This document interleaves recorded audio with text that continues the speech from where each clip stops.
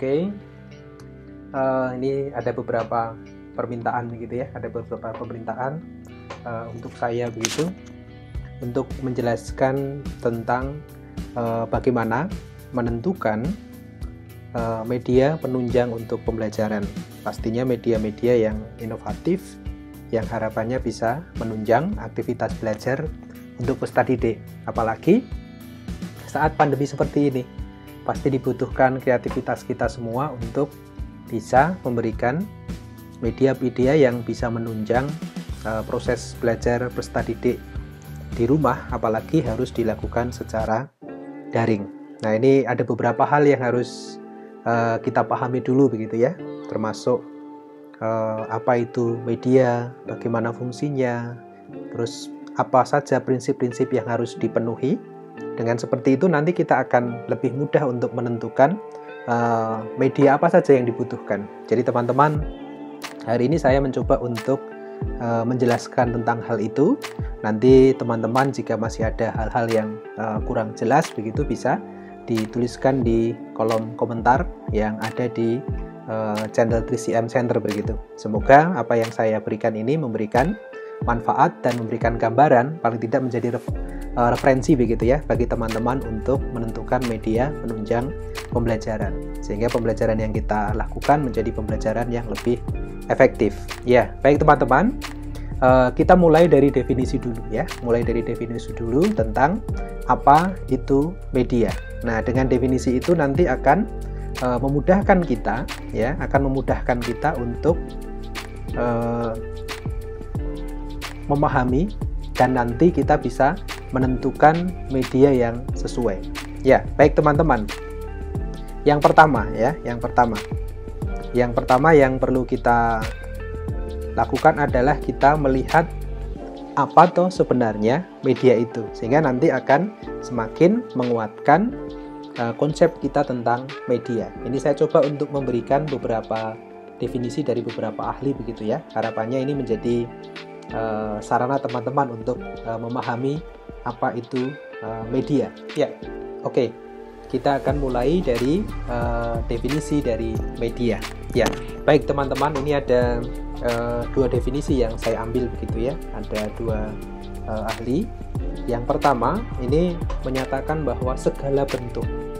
Kalau segala bentuk itu berarti artinya segala sesuatu yang kita gunakan pada saat kita menyampaikan informasi, dalam hal ini pembelajaran. Nah, itu berarti masuk dalam media yang bisa digunakan untuk tadi menyalurkan. Jadi prinsipnya adalah informasi yang kita sampaikan ya, segala bentuk apapun yang kita gunakan untuk dijadikan sebagai perantara untuk sampai kepada audien atau peserta didik, itulah media.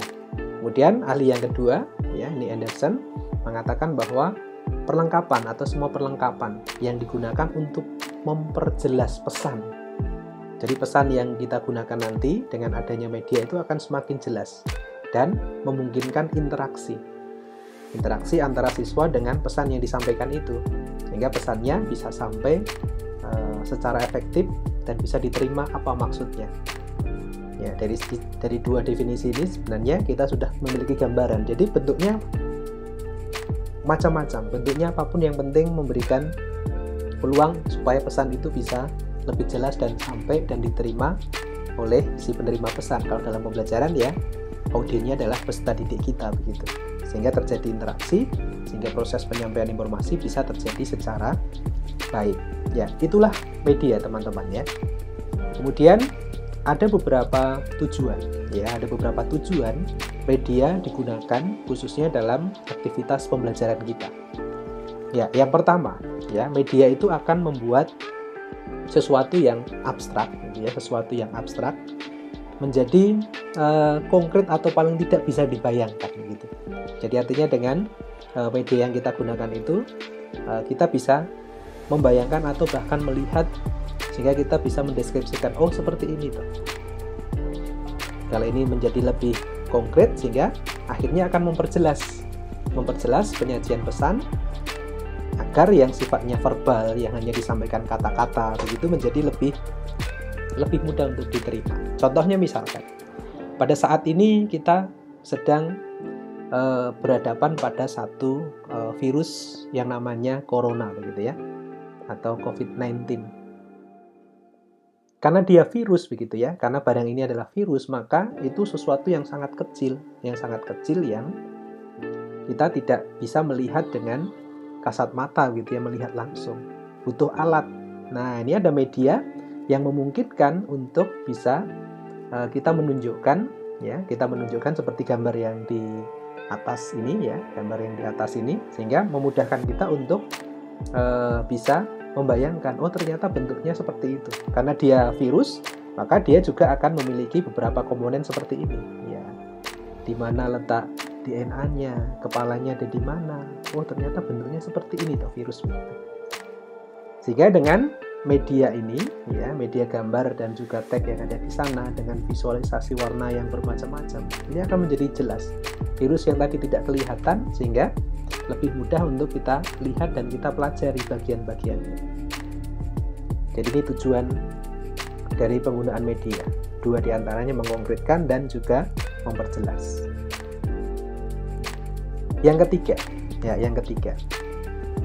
ketiga adalah mengatasi keterbatasan ruang, waktu, dan juga daya indera.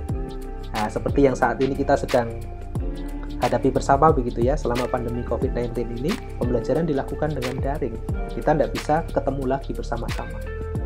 Ada aturan yang harus dipenuhi, tetapi aktivitas belajar harus tetap bisa dilakukan. Akhirnya, kita lakukan dalam bentuk aktivitas yang online gitu. Ya, seperti yang terlihat di gambar yang di atas ini ya. Jadi yang di atas ini terlihat sekali bahwa ya, yang terlihat di belakang saya ini ada satu aktivitas belajar yang terpisah dari ruang dan waktu gitu ya. Waktunya berbarengan pastinya, tetapi terpisah dalam satu keterbatasan yaitu tempat begitu. Akhirnya tetap bisa belajar bersama. Yang dulunya pasif begitu ya, tidak ada interaksi, kemudian karena ada media itu kemudian bisa kita ngobrol bareng gitu ya. Ngobrol bareng, bisa diskusi dengan gurunya. Kemudian mempersamakan. Nah, jadi meskipun tempatnya beda-beda, karena adanya media yang dilakukan secara daring seperti ini ya, pada saat ini bisa pakai Zoom, bisa pakai Jimit. Jadi semua hal yang dilihat oleh orang dengan tempat yang berbeda itu menjadi sama. Sehingga memiliki rangsangan, pengalaman, dan persepsi yang sama, karena mereka menerima sesuatu yang sama meskipun tempatnya berbeda. Dan memungkinkan interaksi langsung, tanya jawab pada saat dilakukan pembelajaran yang sifatnya virtual begitu ya, dengan aktivitas sinkronus maya begitu ya, ketemu di fasilitas maya. Jadi yang berbeda tempat pun bisa mendapatkan satu fasilitas yang sama, seperti yang terlihat di gambar pada slide ini ya. Jadi semuanya menghadap pada satu aktivitas yang sama, yang terbatas ruang, terbatas waktunya, terbatas tempatnya, sehingga bisa yang dulunya pasif akhirnya menjadi aktif, ikut terlibat dalam aktivitas belajar itu, sehingga ada interaksi langsung. Ini tujuan-tujuan dari penggunaan media. Ada banyak hal yang dilakukan, yang abstrak menjadi konkret begitu ya, sehingga lebih jelas, mudah diterima. Yang terbatas tempat, sekarang bisa ketemu bareng-bareng. Yang dulunya pasif, hanya dikirimkan fasilitas materi-materi lewat grup WA, sekarang bisa melakukan virtual langsung gitu ya, bisa ngobrol langsung, berinteraksi langsung. Itulah tujuan digunakannya media, teman-teman. Ya, yang berikutnya bisa juga media yang berupa lingkungan gitu ya. Sekarang sudah mulai dilakukan pembelajaran yang basisnya lingkungan begitu. Orang sudah bisa belajar dengan fasilitas-fasilitas yang ada di sekitar mereka, sekitar tempat tinggal mereka. Mereka bisa melakukan aktivitas belajar di sana, sehingga mereka bisa belajar melalui lingkungan kontekstual mereka begitu. Ya, yang berikutnya kita akan coba melihat begitu ya, terkait dengan dampak gitu ya, terkait dengan dampak yang dimunculkan dari media yang kita gunakan. Kalau tadi tujuannya, dan ini juga akan kita perkuat lagi dampaknya kalau kita menggunakan media pada saat kita melakukan pembelajaran. Yang pertama, seperti tadi ya, ada interaksi antara pengajar dengan peserta didik, akhirnya ini menjadi suatu pembelajaran yang lebih menarik. Dengan sajian PowerPoint, PPT seperti ini yang saya sekarang sudah buat dan gunakan dalam pembelajaran kita, menjadi satu hal yang membuat sajian yang kita akan sampaikan ya sebagai sebuah informasi itu menjadi sesuatu yang menarik dan juga lebih interaktif gitu ya. Sekarang sudah ada fasilitas-fasilitas yang sifatnya tidak hanya satu arah tetapi dua arah. Ada juga aktivitas yang melakukan game, melakukan tugas-tugas yang bisa dilakukan secara langsung dan berinteraksi langsung dengan media yang kita sediakan. Sehingga lebih interaktif gitu ya. Karena itu bisa dilakukan lebih menarik, lebih interaktif, akhirnya pembelajaran itu jadi lebih mudah dilakukan sehingga efisien waktu. Sehingga waktunya yang tidak harus panjang lebar harus menjelaskan ini itu, tetapi dengan media akhirnya bisa semakin mudah. Karena efisien, pasti kualitas pembelajarannya juga semakin baik. Jadi kualitasnya semakin baik, prosesnya juga semakin baik, bisa dilakukan kapan saja, tidak tergantung guru atau dosen sekarang. Jadi mahasiswa atau peserta didik sekarang sudah bisa belajar secara mandiri dalam aktivitas asinkronus ya, baik itu secara individu maupun dalam bentuk kelompok yang sudah difasilitasi, misalkan menggunakan learning management system, bisa Moodle ya, bisa Moodle, bisa juga Google Classroom atau platform-platform yang lain yang bisa digunakan gitu. Sehingga pembelajarannya jadi bisa dilakukan kapan saja, mereka mau buka kapan, mau belajar kapan. Sekarang mereka yang menentukan gitu.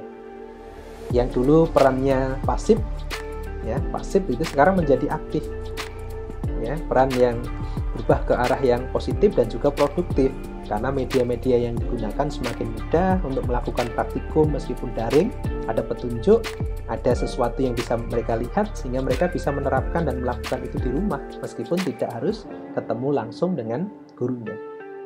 Itu beberapa dampak ya pada saat kita menggunakan media, dan pastinya media yang betul-betul bisa memberikan peluang untuk itu. Jadi luar biasa teman-teman ya, pada saat kita betul-betul bisa merancang media kita secara baik, maka ya ini yang kita bisa dapatkan ya di sini gitu ya. Ini kalau kita lihat di atas gitu, banyak sekali manfaat yang bisa kita peroleh begitu. Ya. Kemudian ada beberapa prinsip teman-teman ya. Jadi media itu tidak sembarang gitu ya, tidak sembarang kita buat kemudian nanti akan memberi dampak gitu. Makanya ada prinsip-prinsip yang harus dipenuhi. Nah, nanti saya akan coba bagaimana merancang media yang baik itu. Sehingga nanti akan saya tunjukkan, karena ini yang minta tadi lebih banyak pada pembelajaran di sekolah dasar, maka nanti saya akan coba untuk menjelaskan kalau konteksnya dilakukan dalam satu aktivitas pembelajaran yang tematik terintegrasi. Oke, kita lihat prinsipnya dulu. Oke, yang pertama, prinsip yang pertama. Media itu harus didasarkan pada tujuan pembelajaran.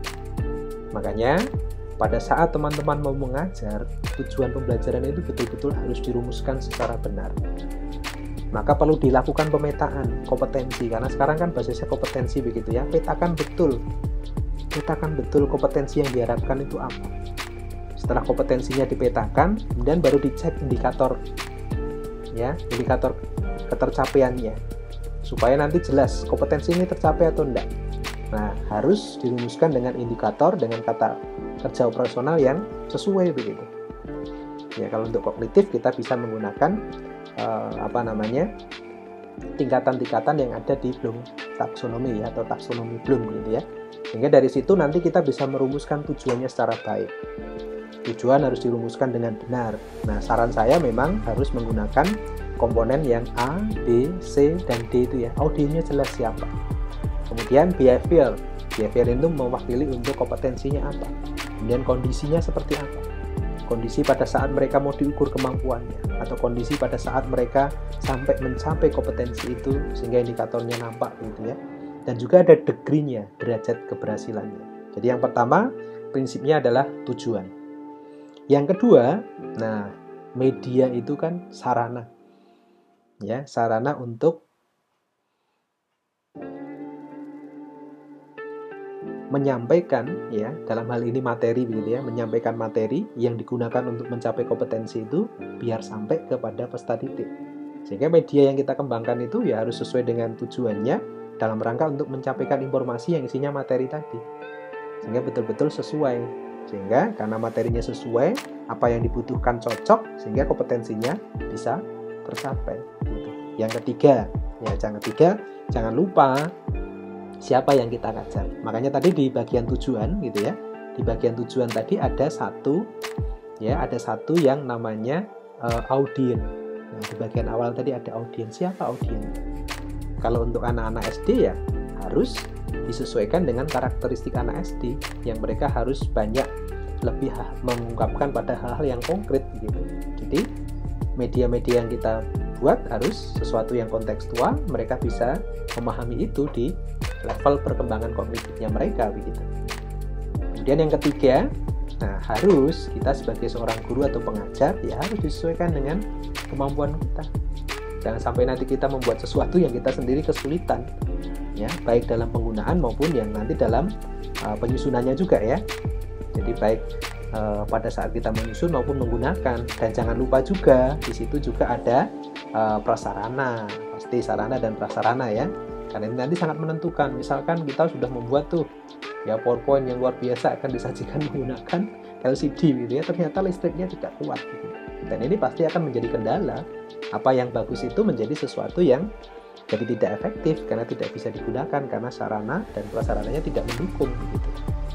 Dan juga kita harus memahami karakteristik media yang kita kembangkan sendiri. Jangan sampai nanti seperti yang saya sampaikan di awal, kita sendiri tidak memahami dan akhirnya kesulitan untuk kita menggunakan itu. Ya, paling tidak itu dulu ya teman-teman ya. Bagaimana kita mengenal medianya itu apa, fungsinya untuk apa, kemudian prinsip yang harus dipenuhi untuk apa, prinsip-prinsip apa yang harus dipenuhi, sehingga kita bisa mengembangkan media ini secara baik. Nah, bagaimana nanti menyusunnya? Tunggu di part berikutnya. Oke, semoga bermanfaat. Tuhan memberkati kita selalu dan salam kreatif dari KRISIM.